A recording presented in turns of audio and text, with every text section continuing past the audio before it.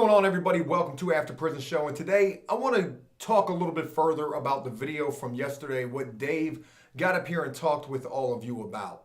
You know, this situation that Dave shared with you yesterday where he almost messed up and he almost risked violating his probation, this happened while I was on my honeymoon. I wasn't here, and it was just Cody and Dave holding down the fort. And you know, I wouldn't learn about this situation until after the fact. But when I would learn about this while me and Dave were talking on the phone one day, I just have to emphasize to all of you, as I emphasized to him during that phone call, just how proud I was of him for making the right choice. Because a lot of times while on probation, you are going to be feeling like you are walking on eggshells. And so often, it's going to seem like it is just so easy to end up doing something that's going to cause you to violate that probation and end up right back in a situation you've been working as hard as you can to stay out of. Incarceration, jail, or going back to prison. You know, what Dave shared with you guys yesterday is something that takes a lot of courage and guts to sit up here and admit the fact that you almost made the wrong choice. You almost messed up. And what could have come from that could have been absolutely detrimental. Had Dave made the wrong choice, left the state to go see a close family member of his that was in a very messed up situation and still is right now, you know, any number of things could have happened. He could have been pulled over. They ran his name, found out that he was on probation, and had he not had a travel pass allowing him to leave the state, he could have automatically been locked up right then and there. And with how strongly and passionately Dave felt about this entire situation, just wanting to be there for this very close family member of his, he still made the right decision.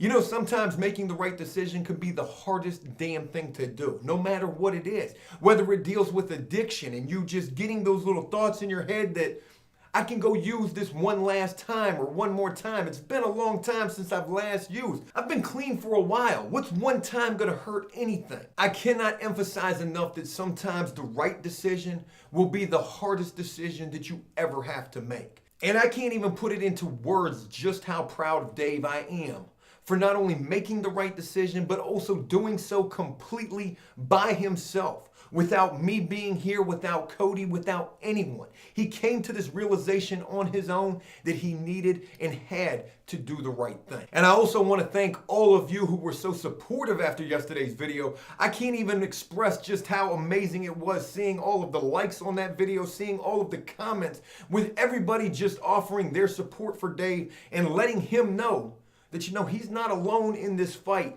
trying to reestablish and get his life back on the right track. And I know there's a lot of people who rock with After Prison Show who are probably in the same exact boat, trying to do the same thing for themselves. You know, After Prison Show, this is a monster thing that we have here. And one thing that I've come to realize about this channel is this After Prison Show APS Army/family that we have. I mean, this is almost like a gigantic support system, a gigantic peer group, where it seems the majority of people here want to be there to see the next person succeed and also gain a little bit more encouragement and inspiration for their own selves as well. And you know, there's a lot of things that I'm super proud of After Prison Show for being able to do, for being able to stand for, and that right there, without question, is top of the list in my own opinion. And you know, with the story that Dave shared with us yesterday, you know, I try to put myself in his shoes, and I try to think, if it was me who was in that situation right there, would I have made the right decision? And to sit here and question that in front of all of you, I don't know that I can honestly answer that the right way. Because when you feel so strongly and so passionately about something, and you feel so justified in why you should be able to do something, and then you are not allowed to do it, to be completely honest with you, I have no idea how I would have responded or reacted had it been me in Dave's shoes. And to go ahead and further emphasize this, today I want to share with you guys a prison story about a time when I was in a situation similar to what Dave was just in. And instead of doing the right thing, I absolutely didn't do that at all. And this isn't a story that I'm proud of. This isn't a story that I really want to share. But the reason that I'm doing so is because I want to further emphasize what could happen if you're in a situation like that and you don't make the right choice. You see, had Dave just went ahead and left the state and disregarded anything that his probation officer told him, saying that you can't go for whatever reason.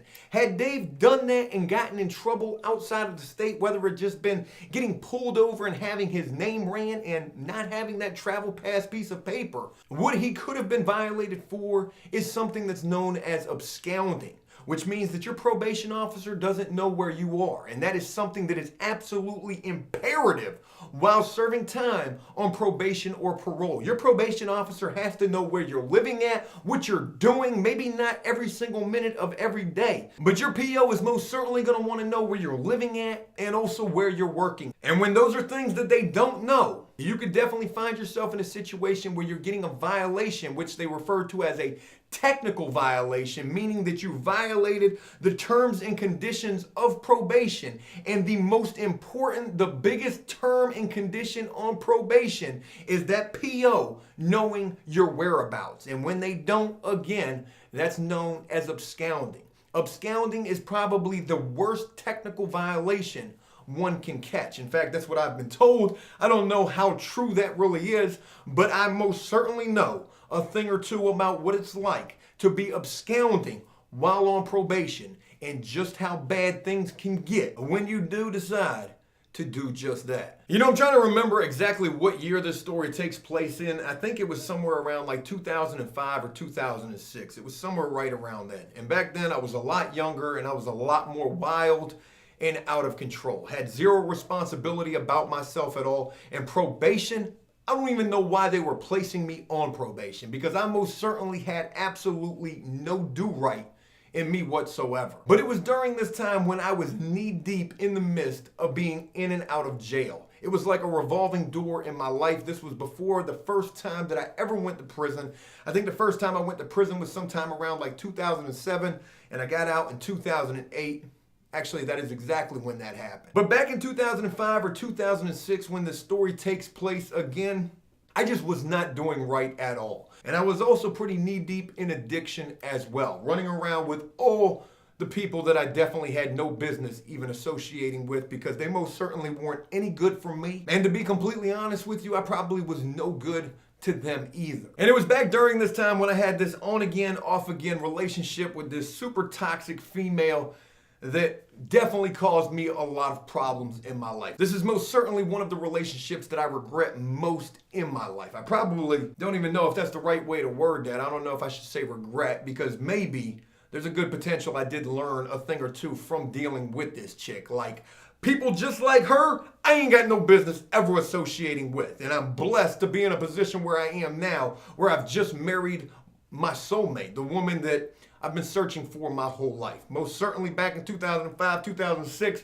I hadn't found her at all. Now, with this super toxic relationship that I was then dealing with, there was a lot of problems that came along with this. This girl was an active drug user just as I was back then, and two wrongs most certainly do not make a right. I was getting in a lot of fights behind this chick, and this chick was doing pretty much everything in her power to get me locked up. And I know that sounds absolutely crazy. You're probably thinking, yeah, right, Joe, why would anybody do something like that? You were probably completely out of control, and you probably deserved whatever was happening. But I have to just emphasize one thing, and I will never forget. This chick actually told me this one time. She says, you know, I want you locked up. And the reason that I want you locked up is because when you are locked up, I know exactly where you are. Why I gotta be locked up for that? I mean, 2005, 2000, they had cell phones back then. You could call me. I'll tell you where I am. You ain't gotta get me locked up just so you know where I... Literally, that's what she told me. She said, when you're locked up, at least then, I know exactly where you are. And you know, I'll never forget this either. You wanna talk about toxic, just crazy relationship. I actually called this chick one day and I said, hey, what are you doing right now? And you will never believe what she told me. She said, you know, I'm sitting in the magistrate's office right now down here at the court building, and I'm taking out charges on you. What? Stop playing. What are you doing for real? Oh no, for real. I'm sitting at the courthouse right now and I'm taking out charges on you for making threatening phone calls, for stalking me. I mean, for a whole list of stuff that, to be completely honest with you, I wasn't doing most of what she said I was doing. I probably was doing a little bit of the threatening phone calls like, why are you doing this to me? I cannot believe... When you're in a toxic relationship, you're going to say some things that you probably are going to live to regret over the phone. And being young and stupid and out of control, it's no stretch of the imagination to, you know, think that I was probably doing something along those lines. But yeah, she told me, she was like, I'm sitting down at the magistrate's office right now taking out charges on you. Yeah, his last name, Geronimo Guerrero. G-U-E, put that on the charge. Put that on that felony charge I'm trying to take out. E-R-R-E-R, Guerrero. Yep. And you know, when I realized that that was exactly what she was doing, that she was sitting there taking out charges on me for some BS stuff and probably some stuff that I had done. Again, the threatening phone calls thing. Yeah, I probably did that. I definitely regret that. I don't feel proud of that. I feel embarrassed even sitting here admitting that to you, but this is what was happening. But when I realized that's what she was doing, putting these charges on me, you got to understand this as well. I was on probation during this time, and I knew that by her putting these charges on me, that was already going to cause me to violate my probation. And when I realized that that's what she was doing and that was going to be the outcome from this situation, being young, out of control, and just stupid, I thought to myself, you know what? If that's what she's going to do, I'm going on the run. I'm not going to turn myself in. I mean, this is absolute chaos. This is craziness. This chick has told me she wants me locked up so she knows where I'm at. And it's not fair. At least that's what I was thinking during the time. And had I been smarter and able to make the right choice in that situation, I don't even know what the right choice would have been. To go turn myself in, to try to handle this inside of the courtroom, explain to the judge, this chick right here is absolutely crazy, Your Honor. If you believe anything that she's saying right now, you just as crazy as she. That probably wouldn't have worked out so well neither. I don't know what the right choice would have been in that situation, but all I do know is it was during that time right there, during all of this that was taking place, I didn't make the right decision if there was even one to be made. I made the absolute wrong decision and decided I was going to go on the run. And when I decided to go on the run, I found myself in the exact opposite situation as the one in which Dave was just in himself. Or the one in which Dave could have found himself in had he not made the right choice. Now, the crazy thing about all of this is during this time when I decided to go on the run, this was not new to me. I had been on the run many times in my life, probably way more times than anybody ever should be.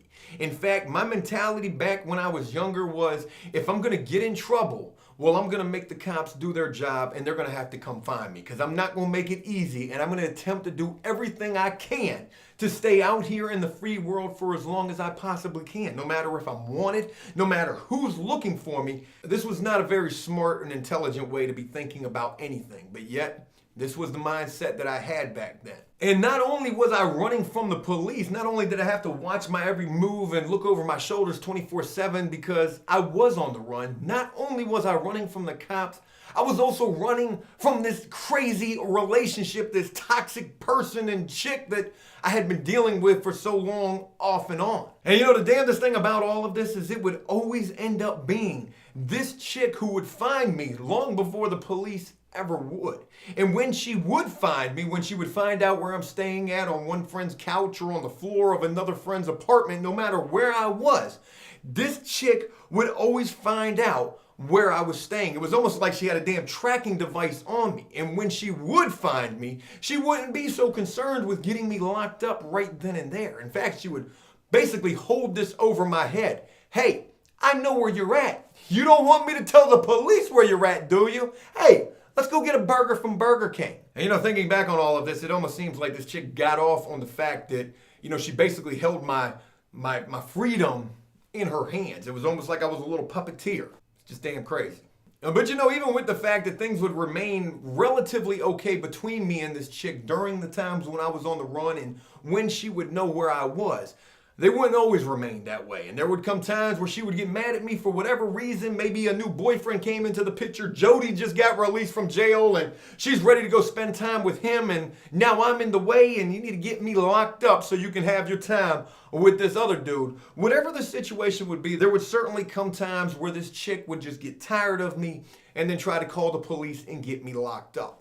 And one time in particular, I will never forget this for as long as I live. I was actually leaving in this car, and to be completely honest with you, I was with another chick, as a matter of fact, so maybe that was why she was mad. I think she found out that I actually had me a little Jody over on the side. How you like that, girl? You ain't gonna have all the cake you needed too. I'm gonna get me some ice cream on top of I completely messed up that analogy, but I know she found out that I was dealing with this other chick, and I was leaving from this place that I was staying at in this other chick's car. When all of a sudden, coming straight down the street, I seen another car full of like 4 or 5 white dudes, and they're all breaking their neck looking at me as I'm driving by. And I'm thinking to myself, damn, that's crazy. What are all these guys looking at me for? I mean, what, you looking at this girl that I'm with? I didn't understand what it was until maybe 10 minutes down the road when my cell phone rang, and it was the people who I was staying with who said that their door had just gotten kicked in by fugitive task force, fugitive agents, and they were looking for me. And it's the craziest thing for me to think is that I had just passed these guys. They were all looking at me. And then not but a couple of minutes later, they're kicking in this door. I can't even imagine what that scene was like at this place where I was staying at. It was actually inside of a trailer park. And they're telling me, probably as these guys are just standing right there listening to this phone call, they're telling me, Joe, you need to come back and turn yourself in. You need to do the right thing. And I wasn't doing that. I was not doing that. There was no way you were going to get me to come and turn myself. There was no way you were going to convince me. Nothing you could say to me was going to convince me to go do the right thing. And so I left. I left from that spot. I got this person's door kicked in off the hinges, and I probably disrupted their life to a great deal for that situation. And, that's something I can never undo. How do I apologize for that? I know it's been a long time since we've spoken, but I just want to apologize for it. You remember that time when the damn SWAT showed up at your house looking for me and they kicked your door in? You were probably sitting on the couch watching the Steve Wilkos show, and then pong, there goes the door off the hinges, and all these dudes in ski masks were running up in there looking for lowly old Joe. I don't know how to apologize for that. I don't know that that's something I can ever take back. From that situation, I wouldn't look back, though. I do know that, and I would continue to just move on, trying to stay free for as long as I possibly could. And from that couch that I was sleeping on at that person's trailer that had just gotten the door kicked in, I would end up staying in hotel rooms for only a few nights. I would only remain free for just a couple of more nights. And this girl that I was dealing with, the little Jody I had on the side, she was putting these hotels in her name, these horrible hotels. I mean, these were like bottom of the barrel motel rooms. They weren't hotels, they were motels. She was putting these motel rooms in her name, and if the same story repeats itself, it would not take long before this psycho, deranged, toxic person would find out where I was staying at. But in this final case, things were a lot different. And it wasn't that she would come over and try to spend time with me and ask me to take her to Burger King and get her a Whopper with cheese and extra pickles and no mustard. I don't even want to sit here and pretend like I know what kind of sandwich she likes, because I just made all of that up right there. At least give me some credit for as smooth as I was able to get that out there. In fact, that's pretty much how I like my Whoppers. But I don't mind the mustard. The mustard's okay. You know what? I want a Whopper now. This time she wouldn't come and try to spend time with me. And in fact, what would end up happening is this one night, I would go to sleep. I would wake up the next morning to the phone in the motel room ringing. It wasn't my cell phone. It was the actual motel room phone. And I answered the phone. It was probably something like 9 o'clock in the morning. I can't remember the exact time. It was relatively early. And it was that toxic relationship female on the line saying to me, "Hey, dog, I just want to let you know." I mean, these were pretty much verbatim her words. "Hey, dog, I just want to let you know the entire motel's surrounded and you're getting arrested."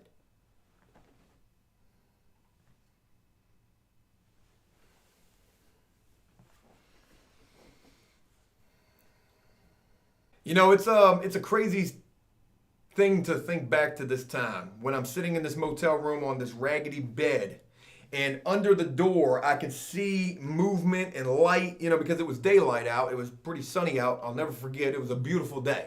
It always sucks getting arrested on a beautiful day. But I could see movement under the door. I lit a cigarette and I just sat on the bed and I waited. And they didn't even knock on the damn door. They kicked the damn door in. Boom! Door goes flying in, and here comes the ski mask crew running in to arrest me. Violation of probation for absconding and not letting my probation officer know where I was. And also bringing back additional charges, which all stemmed from that not so nice person I was dealing with during that time. I was able to beat a lot of those damn charges, because most of it was bogus. I wasn't able to beat the violation, though, for absconding.